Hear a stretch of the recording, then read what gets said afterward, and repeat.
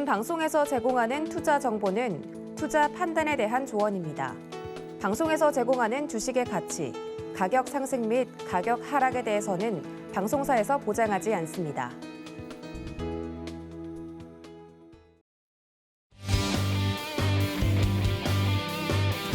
안녕하세요. 여러분들의 2% 부족한 부분을 채워줄 주유소 강의 시간으로 돌아왔습니다. 오늘은 과연 어떤 이야기를 또 알차게 해주실지 궁금하신 분들 많으실 것 같은데요. 강의 들으시면서 좀 더 궁금한 점이 있다 하시는 분들 노란톡 그리고 전화, 문자, 문의 창구 늘 열어두고 있을 테니까 많은 참여 부탁드리겠습니다. 그리고 더불어서 저희 서울경제TV 최고의 전문위원님들이 12월부터 여러분들을 직접 찾아갑니다. 지금 아래에 나가고 있는 부분들에 대한 설명인데요. 시크릿 강연회가 진행될 예정입니다. 12월 4일부터 저희 전문위원님들을 직접 만나볼 수 있는 기회는 노란톡에서 이야기를 해주시면 되는데요. 서울경제TV 시크릿 강연회 검색을 하시고 들어오시면 안내사항 받아보실 수 있다고 하니까 많은 참여 부탁드리겠습니다. 오늘의 주인공이시기도 하죠. 시크릿 강연회 첫 번째 강의 주자이신 오늘의 위원님도 만나보도록 하겠습니다. 함께 보시죠.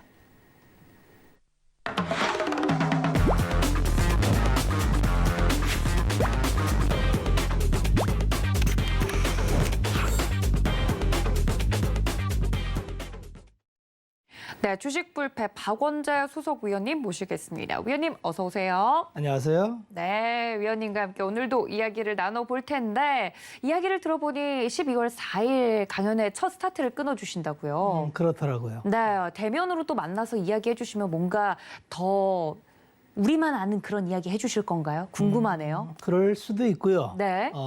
시장이 요새 많이 어렵습니다. 예. 한 해를 마무리 지면서 이제는 내년 시장에 대한 전략을 좀 준비를 할 때가 됐어요.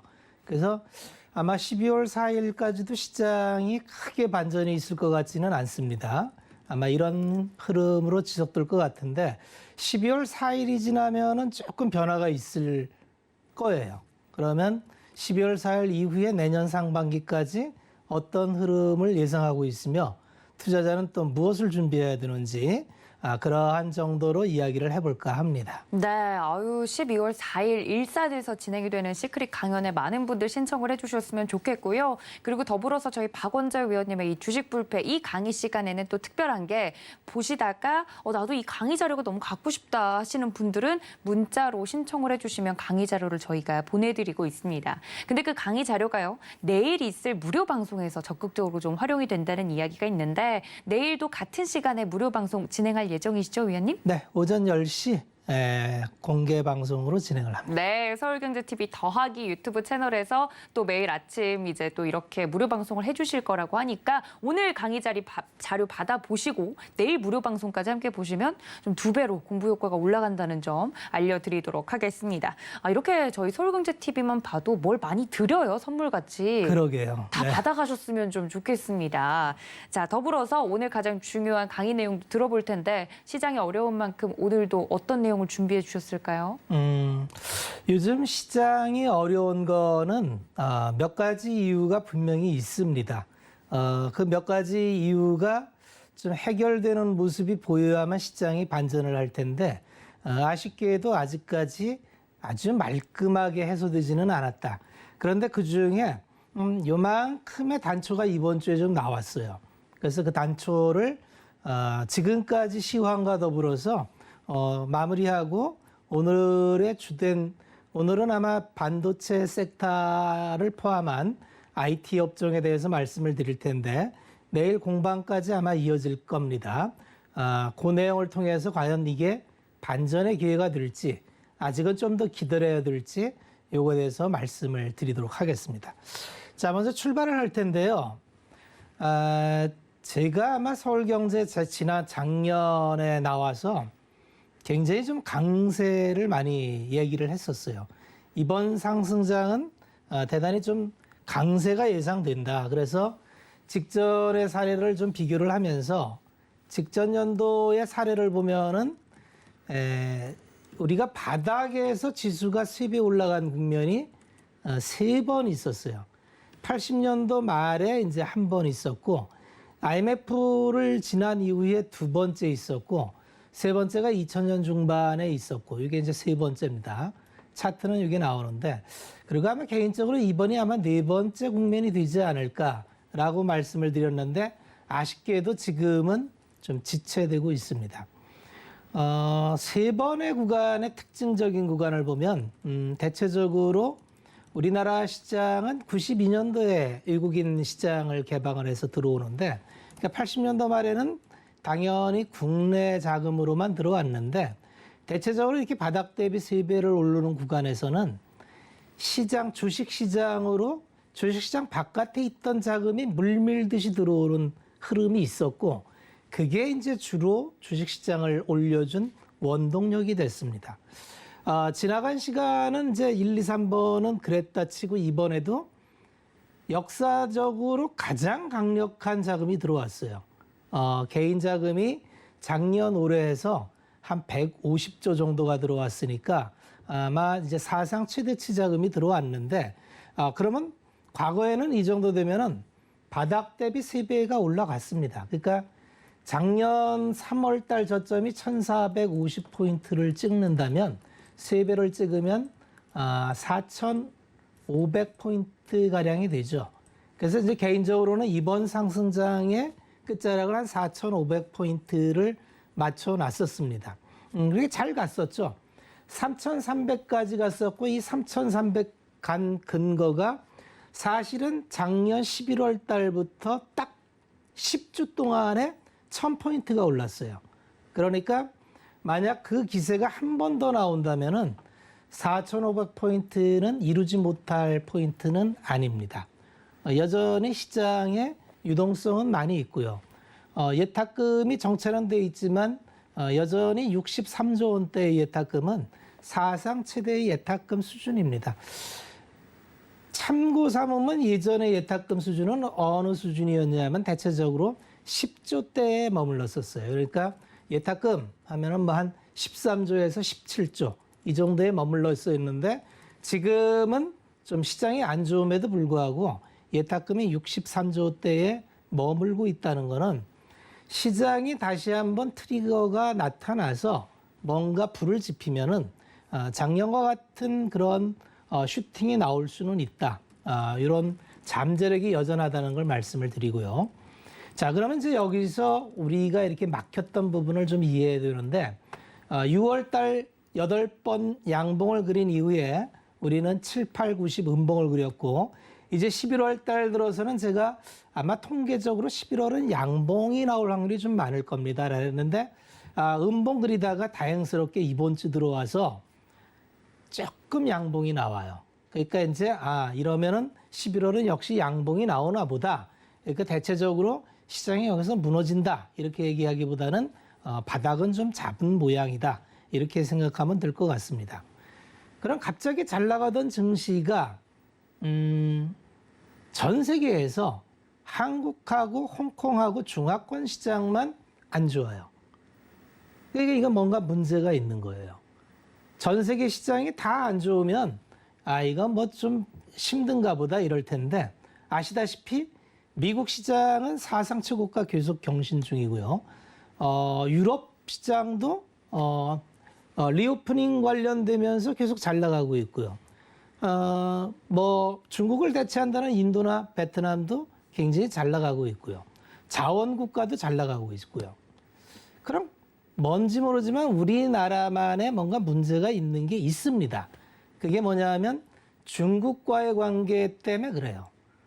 중국이 아시다시피 올 들어서 지금 모든 경로가 다 맞아가는데 딱 하나 안 맞은 경로가, 중국이 갑자기 올 들어서 경제정책을 이렇게 바꿀 줄은 몰랐지요. 중국은 올 들어서 작년에 부양을 통해서 가장 앞장서서 코로나를 극복하고 전 세계의 생산시설을 유일하게 그대로 유지하면서 다른 나라가 다 셧다운으로 공장문을 닫았을 때 열심히 공장을 돌려서 전 세계에 물품을 대준 게 중국이었죠. 그래서 수출 증가율이 최고였고요. 지금까지 최고를 유지하고 있습니다. 수출 증가율이.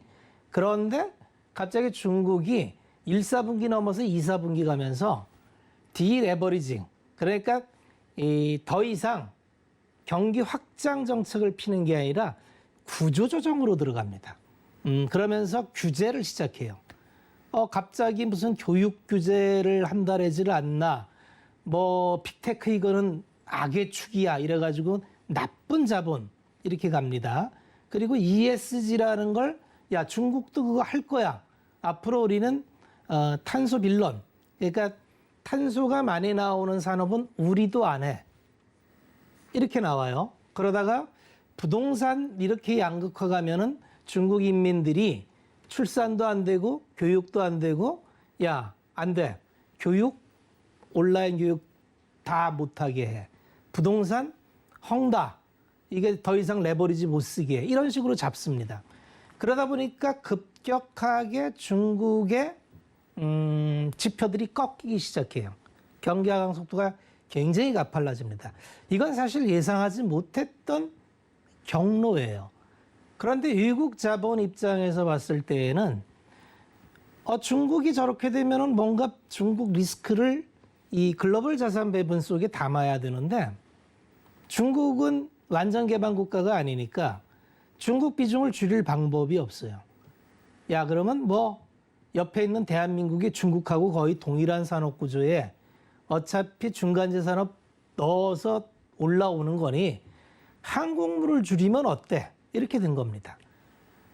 대한민국 올해 외국인 매도가 32조 매도했어요. 작년 24조 포함하면 56조. 2008년은 금융위기 시기였어요. 전 세계. 금융위기 때 팔았던 66조 이후에 사상 최대의 매도를 합니다. 60조를 팔아요. 지금 외국인 지분율이 2000년대 들어서 최하로 떨어졌어요. 시가총액 비중으로 27%입니다. 언제나 30%는 지켰는데 이번에 무너졌죠. 자, 이제 내년을 얘기합니다. 내년을 얘기하면은 디커플링이 미국은 10% 오르고 우리는 10% 빠졌어요. 20%의 갭이 생겼습니다. 그리고 평가를 보면은 대한민국 주식시장은 계속적으로 제가 항상 드리는 말씀이 주식 가격이라는 거는 기업의 펀더멘탈인 EPS에다가 사람들이 시장에 대해서 생각하는 프리미엄, 펄을 곱하면 돼요. 이게 주가예요. 이런 말씀을 드렸습니다. 그런데 지금 EPS가 잘 나가는데 문제는 1, 4분기, 2, 4분기, 3, 4분기 전부 서프라이즈는 나왔는데 서프라이즈 비율이 떨어지고 있어요. 이건 틀림없는 사실입니다. 그러니까 이익 증가 속도가 떨어지고 있고 그 이익 증가 속도를 가장 많이 떨어뜨리는 부분이 반도체 섹터가 떨어뜨리고 있고요. 그러다 보니까 사실은 1, 4분기, 2, 4분기를 넘어가면서 추정치가 계속 올라오다가 지금 3, 4분기 이후에 추정치가 내년도 이익이 계속 떨어지고 있습니다. 그래서 결국 원점으로 오는 결과가 되는데 이게 4, 4분기 마치면은 지금 각 애널리스트들이 계속 경쟁적으로 떨어뜨리고 있어서 어디까지 떨어뜨릴지 모르겠지만 영업이익 기준으로 230조, 내년 이익입니다. 230조에서 상반기엔 이게 올려서 255조까지 올렸다가 지금 다시 이게 내년도 230조로 원점 회귀를 하고 있어요. 그러면 EPS는 가장 베이스인데 이게 올라가는 게 아니라 수평으로 간다면 시장이 그럼 내년엔 좀 슈팅이 멈추는가? 이런 생각이 들 수 있고요. 두 번째는 문제는 이 퍼입니다. 시장에 대한 프리미엄, 시장에 대한 생각. 요새 동학개미들도 지쳐서 이제 이게 한국 시장은 안 돼. 서학으로 가야 된다. 역시 동부도는 서야. 그래서 많이 떠나시죠. 그러면 한국 시장은 평가가 점점 낮아져서 한국은 지금 시장을 평가하는 잣대 심리가 한 10.5 수준까지 떨어졌어요. 미국 시장은 지금 한 22까지 올라와 있습니다. 사상 최고치를 찍으면서. 투자자는 여기서 평가 선택을 해야 돼요. 지금이라도 핫한 미국 시장을 가서 22라는 프리미엄을 받는 시장을 갖고 갈 건지 야 지금은 답답하지만 시장은 어차피 평균 회귀를 했어. 돌아올 거야를 믿고 대한민국 시장에서 내 차례를 기다릴지를 선택을 해야 되는 거죠. 그래서 투자는 언제나 어려운 선택을 하는 과정입니다. 쉽지가 않다는 얘기죠. 그러나 경험치로 봤을 때에는 대체적으로 바닥이 단단한 데 있는 게 비교적 편안한 국면을 갑니다. 그리고 보통 이렇게 잘 나갈 때는 좋은데 주식시장은 항상 이 변동성이라는 게 있기 때문에 변동성이 움직일 때에는 심리가 같이 따라서 움직여서 이 심리라는 쓰나미에 밀려나면은 올라갈 때는 지금이라도 잡아야 될 것 같은 다음에 사버리는데 이게 떨어지면은 또 나는 안 돼 그리고 또 견디다가 마지막 바닥에 매도하게 되는 이걸 반복하게 되는 경우가 굉장히 많습니다. 그래서 투자는 항상 내가 생각하는 투자의 방향을 정하지 않으면 항상 혼란스럽습니다. 항상 혼란스러워요. 근데 그걸 중심 잡기까지는 좀 시간이 많이 걸리고 또 기준을 잡기까지도 좀 걸리고 그 다음에 그 기준을 가졌더라도 그 기간이 굉장히 고통스러운 기간을 견디지 않으면 성과를 내기가 어렵습니다. 그래서 눈에 확 들어오는 우리는 호가창 보고 매매에 자꾸 이제 유혹을 받고 야, 다 필요 없고 내일 올라가는 종목 하나만 찍어줘봐. 이렇게 이제 귀결이 돼서 결국은 종목으로 들어가게 되죠. 아마 오늘 시간이 되면 한 종목 정도는 말씀을 드릴 것 같은데요. 종목을 얘기를 하더라도 인과관계를 가지고 종목을 항상 보는 훈련을 하는 게 필요합니다. 그래서 최근 시장이 이렇게 어려운 동안은 추세 나오는 구간이 하나도 없어요. 그러니까 한마디로 뭘 투자해봐야 제대로 성과 나오는 게 없고 쏠림만 있어요. 그 쏠림이 어디였냐면 하반기 들어서 2차 전지의 소재 섹터가 끊임없이 지금까지도 시세가 산발적으로 나고 있고요. 그 뒤를 이어서 게임 엔터, 메타버스, NFT라는 새로운 조가 나와서 이쪽이 이제 뭐 특히 위메이드가 필두로 한 새로운 세상을 열었죠. 이러한 비즈니스 모델도 있는 거야 라고 이제 새로운 모델을 열었기 때문에 지금 같은 국면에서는 아까 말씀드린 대로 예탁금이 충분하죠. 63점은 엄청난 돈입니다. 이 돈은 요만큼만 틈이 있으면 수익을 추구하러 쫓아다녀요. 그런데 어떤 쪽에 물꼬가 튀면은 그 가치보다 굉장히 오버밸류를 합니다. 그래서 이 탄력이 어디까지 갈지 몰라요. 근데 투자자는 여기서 자기 중심을 지켜야 되는 게 지금이라도 따라가야 되느냐? 내가 여태까지 그런 걸 잘 해왔고 정확하게 비즈니스 모델을 알고 있고 내가 뛰어내릴 자신이 있으면 해도 됩니다. 그런데 아주 간단한 질문을 하나 드릴게요. 그러면 지금 메타버스와 NFT에 몰빵할 수 있느냐? 몰빵이 가능하냐? 자, 이게 전략이에요.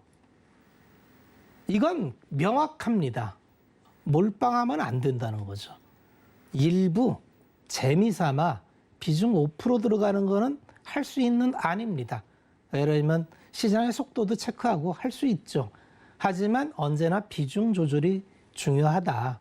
그래서 지금 시장을 다시 한번 정리해드리면 지금 시장이 어려운 거는 중국발 딜레버리징, 원자재, 공급방, 물류 이런 내용이었는데 다행스러운 거는 중국 쪽에서 이제 원인을 다 잡고 있어요. 그래서 원자재 가격 거의 하향 평준화됐죠. 드디어 컨테이너선 운임지수도 최근 2주 동안 25%나 떨어졌죠. 그러니까 다 정상화되고 있어요. 그다음에 오늘 미중 정상 간 화상회의가 열렸죠. 지금까지는 미중 간에 만나지조차 않았는데 첫 술에 배부를 수는 없지만 미국도 중국도 이대로 가면 안 되겠다는 공감대가 형성이 된 거죠. 미중 간의 문제는 이렇게 보세요. 협력과 경쟁을 어떻게 조화시킬 거냐. 지금까지는 그냥 협력적인 관계로 갔는데 이제는 협력으로만 갈 수가 없어요. 왜냐하면 패권 전쟁이기 때문에 그렇습니다. 양보할 수 없는 전쟁이라는 거죠. 그런데 싸울 때 싸우더라도 우리가 밥은 먹고 싸우자는 겁니다. 우리가 좀 숨 좀 돌리자. 야, 이렇게 하면 오징어 게임에 나오듯이 야, 이러다 다 죽어. 이렇게 PPI, 중국 PPI가 13이에요. 이건 그대로 미국의 CPI로 올라갑니다. 물가 상승이 파월 연준 의장이 계속 일시적이라 그랬는데 그 일시적이 지금 5개월째 진행되고 있어요. 이러면 금리를 안 올릴 수가 없습니다. 근데 지금 미국은 금리를 올리고 싶어 하지 않아요. 왜 그럴까요? 부채가 너무 많아요. 이번에 또 인프라 투자해서 채권 발행을 또 해야 되고 그러는데 금리를 올린다면 이 부채 경제에서는 금리가 올라가면 중앙정부 부채도 부채입니다. 미국 부채가 3경원, 2조 8천억 달러예요. 1% 올라가면은 이자가 300조입니다. 2% 올라가면 이자가 600조예요. 우리나라 예산입니다. 금리를 웬만하면 올리고 싶어 하지 않는데 물가가 올라가면 금리를 안 올릴 방법이 없습니다. 그래서 우리는 미중 간의 패권 전쟁을 그런 차원에서 봐야 되고 그러한 측면에서 이제 수습하는 국면이 이어진다면 내년도에는 지금 기대치가 계속 낮아져서 떨어지고 있어요. 그런데 기대치가 낮아지는 게 좋아요. 상반기엔 우리가 기대치가 너무 높아서 이 높아진 기대치에 맞추지 못해서 떨어졌는데 기대치가 낮아진다는 거는 야, 그럼 우리가 요것만 하면 되는 거야 라는 게 있습니다. 그러면 실체가 과연 우리가 생각한 것보다 그렇게 많이 망가진 거냐를 한번 봐야 돼요. 그래서 최근에 반도체의 수급이 들어옵니다. 외국인이 우리나라가 망가진 거는 외국인 기관의 매도 때문이죠. 수급 때문에 그래요. 근데 그 수급이 쏠림 섹터 말고 처음으로 반도체에 이번 주에 들어왔어요. 요거는 좀 봐야 되고요. 그래서 이게 추세로 이어질지 아직은 이를지 요거를 이제 점검하는 차원에서 우리 블랙 라벨 첫 시간이 이제 반도체 시리즈였는데 그 자료를 가지고 다시 한번 반도체를 정리하는 시간을 한번 갖도록 하겠습니다. 자, 반도체를 봐야 되는 이유와 반도체를 두고 벌어지는 논란은 지금 반도체는 쇼티지라는 얘기를 계속 듣죠. 뭐 자동차 반도체도 없어요. 아날로그 반도체도 없어요. 뭐 온갖 군데에서 반도체 없다고 난리고 지금 반도체, 시스템 반도체의 주문 제작사들은 이제 주문을 안 받습니다. 왜 그러냐면 라인이 2년치 수주를 다 받아놔서 받아봐야 지금 돌릴 라인이 없어요. 그 정도로 비지합니다. 이건 왜 그러냐면 점점 세상이 그 코로나 이후에 기계화, 로봇화되면서 AI화되면서 데이터화되면서 시스템 반도체에 대한 수요가 늘어나는 거예요. 자동차만 해도 전기차를 들여오면 그냥 내연차에서는 그 반도체 소유량이 300개였다면 전기차로 들어가면 이게 한 2,000개로 늘어납니다. 2,000개로 늘어나요. 전부 아날로그 반도체. 이를테면 뭐 문 열 때, 창문 열 때 쓰는 반도체, 뭐 브레이크 밟을 때 쓰는 그거 다 제어 장치가 들어가요. MCU가. 그런 게 다 들어갑니다. 오디오 장치 뭐 이런 거 다 들어가요. 그러다 보니까 자동차를 지금 완성차가 딴 건 다 있는데 안에 이 조그만 칩, 예전에는 그냥 전화 걸면 당연히 갖다 주던 칩이 없어서 차를 못 만드는 사건이 발생됐어요. 그러다 보니까 문제는 거기서 터졌는데 이 메모리 반도체가 억울해요. 억울한 게 디바이스는 팔 수 있는데 이를테면 휴대폰도 마찬가지로 뭘 팔아야 되는데 이런 그 아날로그 반도체가 없어서 휴대폰을 못 만들어요. 그러니까 메모리 반도체는 이미 그 캐파를 생각해서 돌려서 해놨는데 출하가 안 됩니다. 이런 문제가 생겨요. 이게 병목이죠. 병목이 생겼어요. 그런데 삼성전자나 하이닉스는 지금 계속 기존에 어떤 투자 계획을 집행을 합니다. 작년까지 해서 평택 2기가 들어갔고요. 내년에 드디어 평택에 이제 P3가 들어가는데 삼성 반도체는 대체로 이제 화성 사업장, 수업 사업장, 평택 사업장 이렇게 있는데 삼성전자가 지금 국내에 갖고 있는 팹 규모가 요새는 예전에는 팹 하나 공장을 팹이라고 합니다. 팹 하나 짓는데 한 10조에서 15조면 졌어요. 근데 요새는 이제 미세 공정이 너무 고단화되고 이제 미세 공정이 고단화되다 보면 장비가 비쌉니다.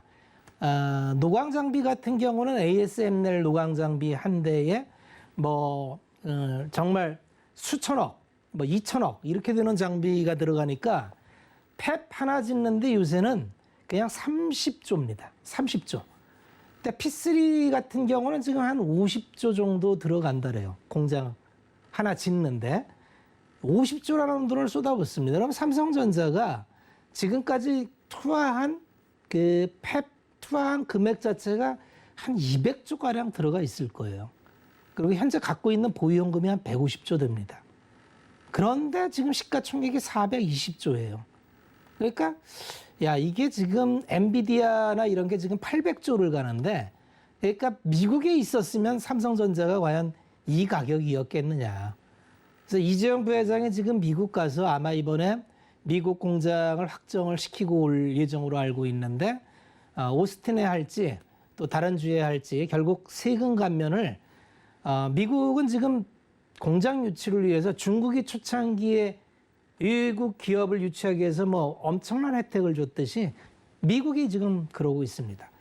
리쇼링을 위해서 세금을 10년 면제에 20년 분할 이런 식으로 지금 지원을 하는 상황이기 때문에 미국이 안 갈 수도 없어요. 근데 지금 투자가 조금 슬로우해졌는데 계속 갑니다.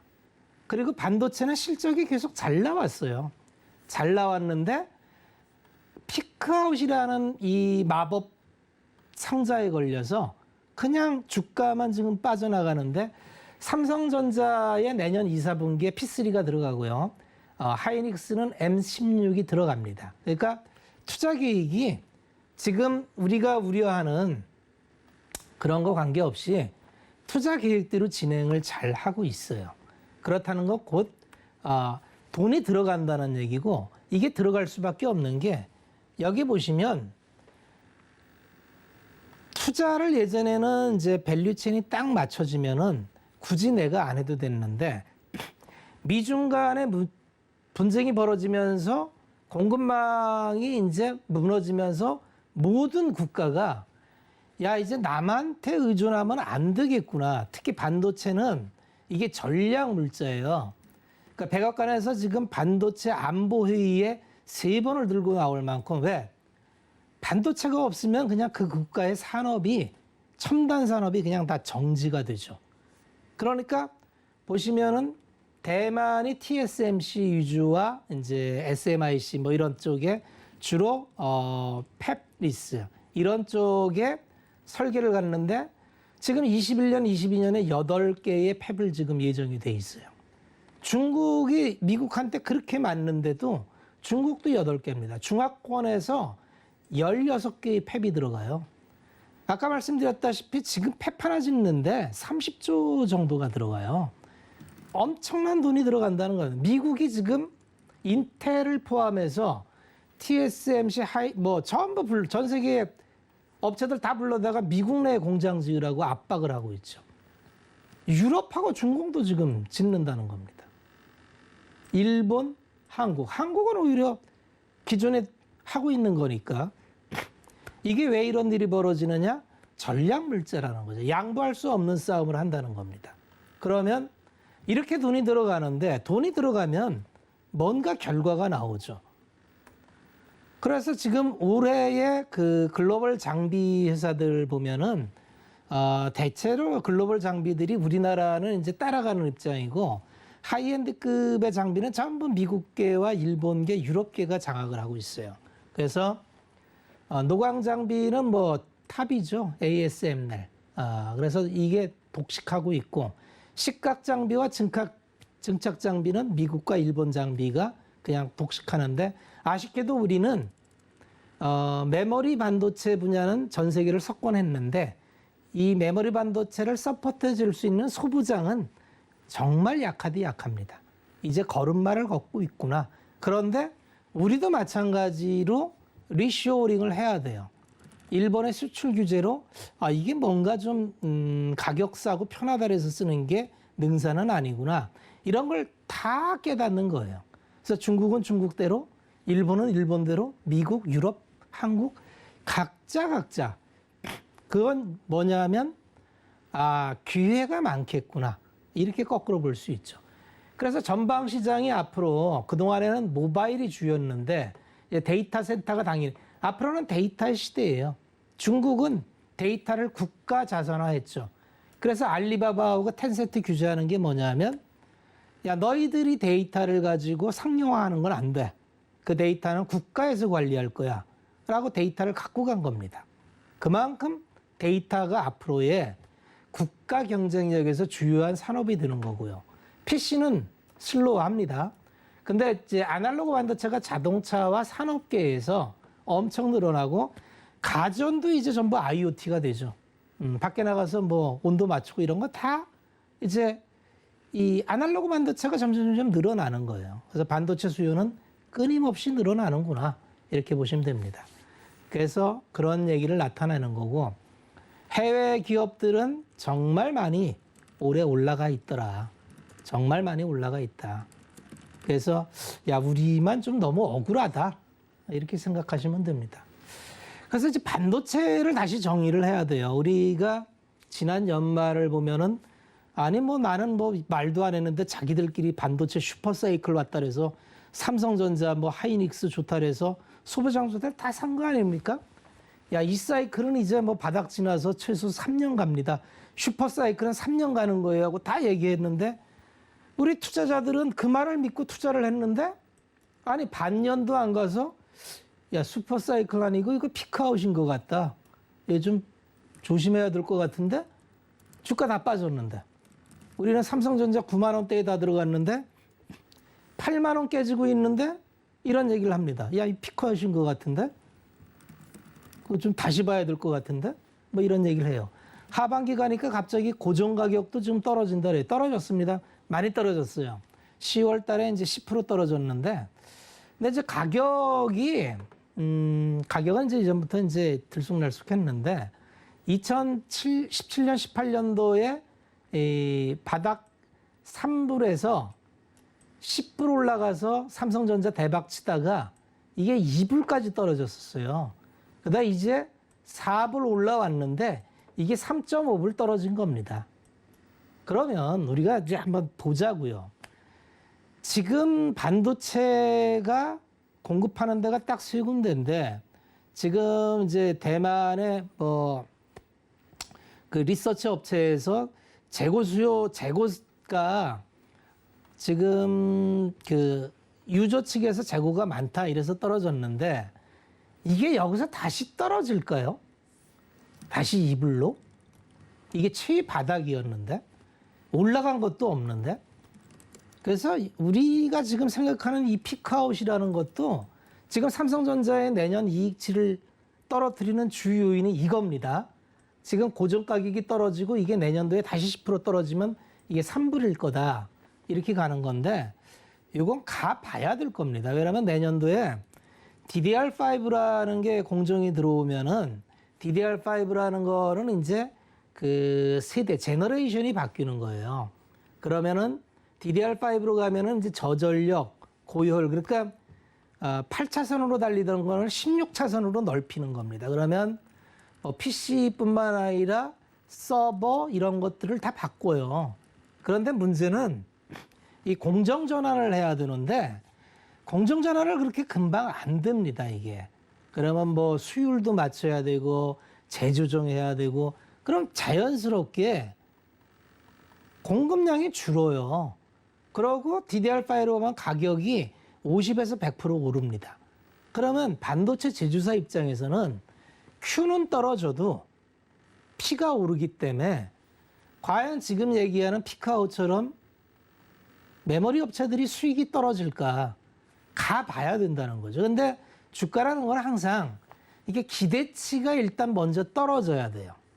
기대치가 떨어져야 아까 말씀드린 대로 EPS 곱하기 퍼, 시장의 심리, 기대치라 그랬는데 이 기대치를 떨어뜨려 놔야 올라가는 점프력이 생기죠. 기대치가 이만큼 높아 있으면 웬만큼 잘 나와도 표가 잘 안 나요. 근데 지금처럼 이제 기대치가 뚝 떨어져 있으면 조금만 올라가도 뭐야 이거 피크아웃이라 그러더니 피크아웃도 아닌가 봐? 이렇게 되는 겁니다. 이게 이제 내년 1, 4분기, 2, 4분기 넘어가면서 이제 사파이어 레피즈가 나오고 엘더레이크는 이제 나왔고요. PC용을 엘더레이크라고 하고 서버용을 사파이어 레피즈라 그러는데 그런 게 나오고 DDR5하고 같이 맞물려서 공정 전환이 이루어졌을 때 그러면 과연 수요처에서 이걸 안 달래겠냐는 거죠. 나부터 써야지. 왜냐하면 지금 모든 기업은 선점을 해야 돼요. 특히 PC는 좀 이따가 사양 보고 나중에 사도 되는데 이 데이터는 이 선점을 하지 않으면 다 잃어버려요. 딴 데로 가버려요.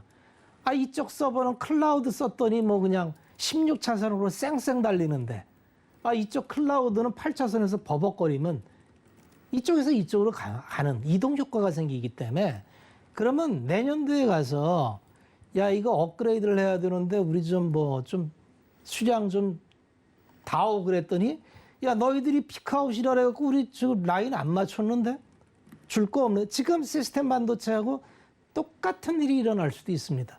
야 받으려면 1년 기다려야 될 것 같은데 이럴 수도 있다는 거죠. 그러니까 미래의 경로는 우리는 모릅니다. 그러니까 투자는 대체적으로 심리가 최악일 때 들어가면 크게 죽지 않습니다.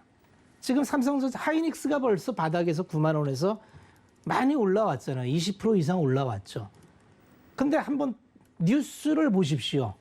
10월 달 뉴스를 돌려보면은 반도체에 대해서 한 달 내내 부정적인 뉴스만 나왔어요.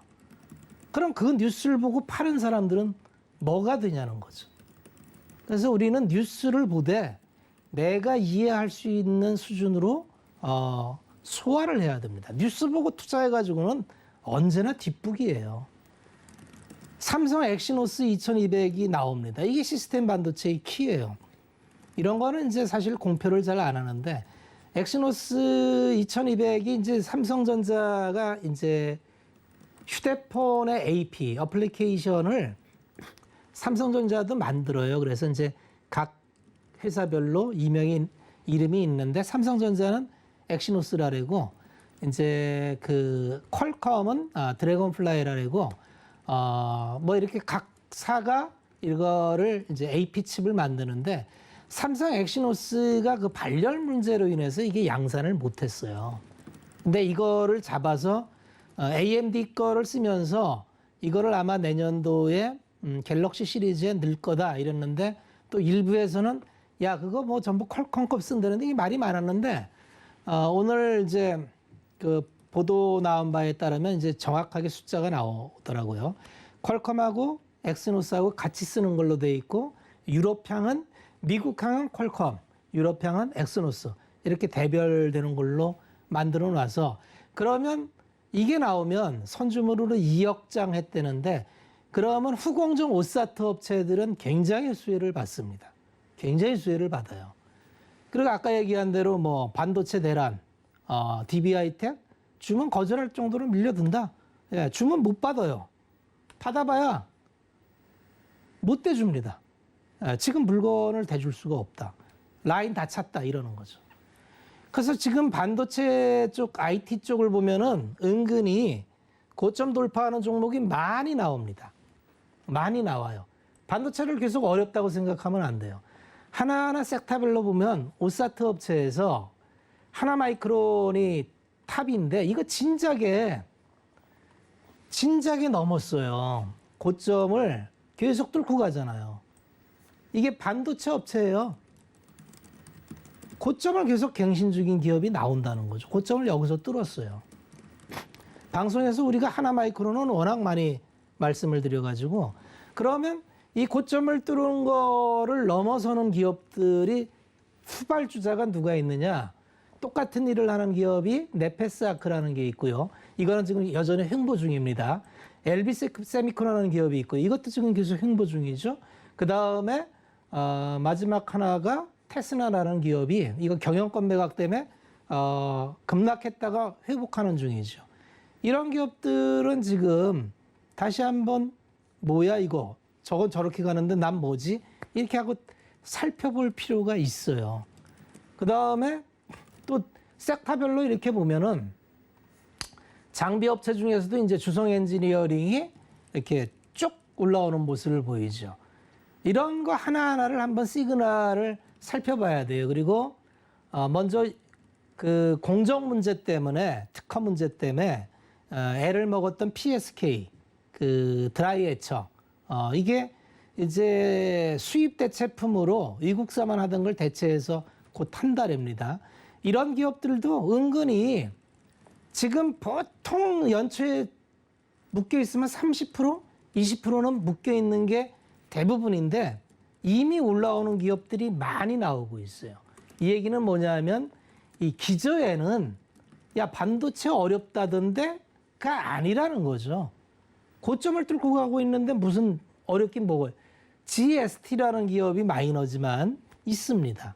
이게 스크러버와 칠러를 하는데 스크러버라는 게 뭐냐면 유해가스 정화 장치 뭐 이렇게 보시면 됩니다.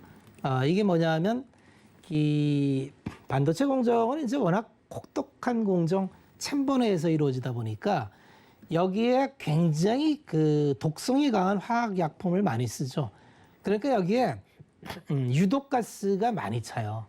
그러면 이거를 이제 유독가스를 빼야 되는데 그게 이제 그 스크러버라는 건데 그거하고 이제 온도를 조절하는 칠러 두 개를 하는데 고점을 넘었습니다. 이런 거 다 이제 우리 방에서 다 다뤘던 종목이고 뭐 그러는데 이미 고점을 넘었어요. 그러면 요거하고 똑같은 일을 하는 기업이 하나 있어요. 유니셈이라고 있어요. 유니셈은 이제 따라가고 있어요. 그러니까 이렇게 기업들을 이게 하나하나 분석해서 쫙 그 사업부별로 보면은 이런 거를 체크를 해야 돼요. 체크를 해서 뭔지 모르지만 야 이게 뭐 저 반도체가 다 죽은 줄 알았는데 야 안 죽은 게 맞고 고점 뚫는 게 맞네. 이런 거를 보셔야 됩니다. 그리고 뭐 그 소재 쿼츠, 실리콘 뭐 이런 거에서도 뭐 하나 머티리얼즈 같은 경우는 이미 고점을 뚫을 위치에 와 있어요. 뭐가 안 좋습니까? 지금 고점 위치에서 지금 신고가를 내려고 하고 있는데. 그럼 그 다음 비슷한 일을 하는 게 월덱스나 그죠? 원익 QNC나 이런 게 따라갈 수 있다는 거죠. 지금 바닥 찍고 다 올라와요. 이게 겁먹을 게 아니고 그런 이익단들을 보면 이익단들이 다 좋습니다. 그리고 요새 이제 그 FCPGA라고 기판 전쟁입니다. 기판 전쟁이 왜 일어나느냐 하면 예전에는 이제 패키징을 뭡니까? 본딩 와이어, 이 선으로 이렇게 쭉 반도체 이렇게 그림책에 보면 진해처럼 막 이렇게 쭉쭉 선으로 이렇게 막 기판에 연결되고 그렇게 돼 있었잖아요. 근데 요새는 그렇게 안 해요. 왜 안 하느냐 하면 이제 반도체가 이제 점점 미세 공정화되고 이제 속도 경쟁을 하고 공간을 좁혀야 되고 이러다 보니까 시스템 온 칩이라 해서 예전에는 이제 반도체는 스스로 연산을 하는 그 반도체를 CPU라고 합니다. 이 두뇌죠, 두뇌. CPU를 보조하는 게 GPU가 있고요. 이 엔비디아가 이제 GPU로 대박을 치고 있죠. 그러면 요 기능을 서포트하는 게 이제 D램이나 낸드예요. 메모리. 이게 같이 들어갑니다. 그럼 예전에는 요것들을 그냥 따로따로 이제 실장을 해서 그 다음에 이제 이 공간을 넓게 써서 했는데 요새는 같은 기판 위에 올려놔요. 같은 기판 위에. 그래서 이걸 시스템 온칩이라고 하는데 그럼 어떻게 실장을 하느냐 하면은 이런 식으로 합니다. 여기 이제 기판이에요. 그러면 메모리를 이렇게 층을 쌓습니다. 한 4단 이렇게 쌓아요. 여기에 이제 CPU가 있고. 그러면 요거 메모리를 연결해야 되니까 옛날처럼 무슨 뭐 지네발로 연결할 수가 없어요. 그래서 TSV라고 이렇게 빵 뚫습니다. 빵 뚫어갖고 여기서 요걸 다 묶어서 요 기판 아래에다가 이렇게 연결을 시켜줘요. 요걸 서브스트레이트라 그러는데 그런 다음에 여기다 숄더볼로 이렇게 막 구멍 내가지고 여기에 기판을 얹어놔요. 그러니까 이 판 하나에 다 기능을 하게 만드는 거예요. 그런데 이게 갑자기 이것도 그 수요가 폭발적으로 느는데 이게 돈이 정말 안 됐어요. 그래서 다 사업을 접었어요. 아, 이거 뭐 돈도 안 되는 거 나 안 해. 그러고 다 접었습니다. 그러니까 살아남은 자가 몇 개 안 되는데 거기에 잔치가 벌어졌어요. 거기에 잔치가 벌어진 게 심텍입니다. 심텍 차트 보세요. 자, 기업을 알면은 아니 뭐 어렵긴 뭐가 어렵죠? 심텍이 지금 반도체 기판인데 25,000원에서 지금 41,000원까지 이런 슈팅을 가고 있어요. 근데 기업을 알고 시장을 아는 게 이만큼 중요하다는 얘기죠. 시장 어려워요. 뭘 사야 돼요? 지금이라도 NFT를 가야 되는 겁니까? 뭐 선택이죠.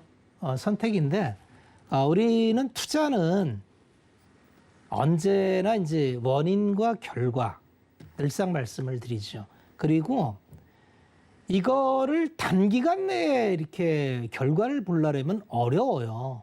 주식은 채권처럼 이렇게 많은 분들이 어려워하시는 게, 야, 나는 뭐 큰 욕심도 없고 1년에 뭐 큰 욕심 없다면서 1년에 한 20% 나오면 좋겠대요. 엄청 욕심이 많은 겁니다. 20% 내면요, 정말 우수한 운용 능력자예요. 시장 관계없이 20% 낸다면 한 30년 후에는 세상에 당당한 반열에 올라가 있을 겁니다.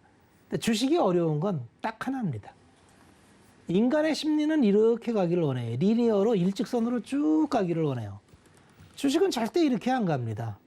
이렇게 가요. 이를테면 10배가 났어. 10배 먹는 사람이 없어요. 왜 그러냐면 이런 식으로 가니까. 예, 주가가 이런 식으로 갑니다. 갖고 있었으면 10배인데 견딜 수가 없어요. 이 변동성을 견딜 힘은 뭐에서 나오느냐?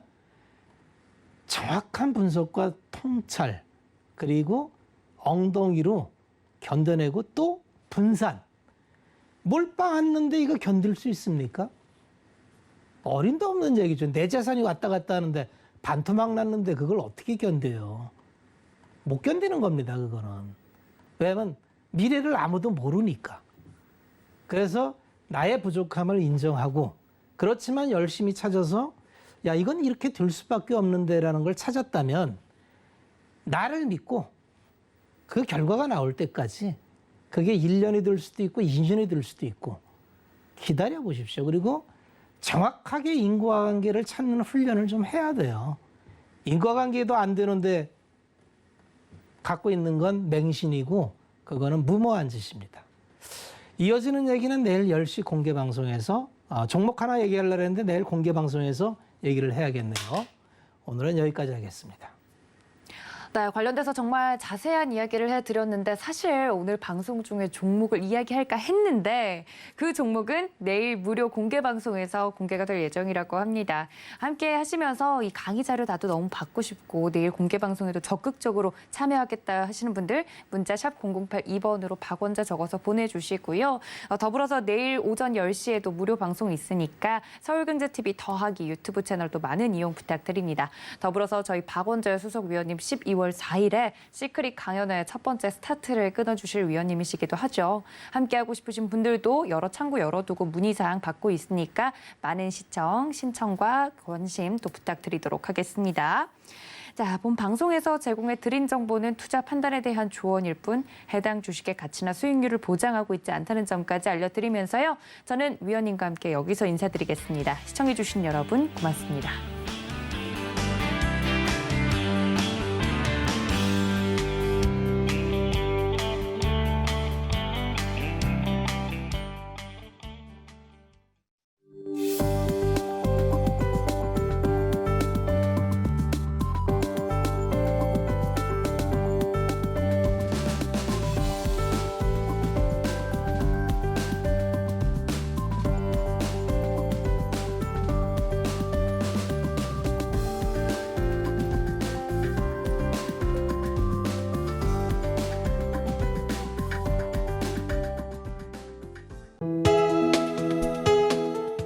본 방송에서 제공하는 투자 정보는 투자 판단에 대한 조언입니다.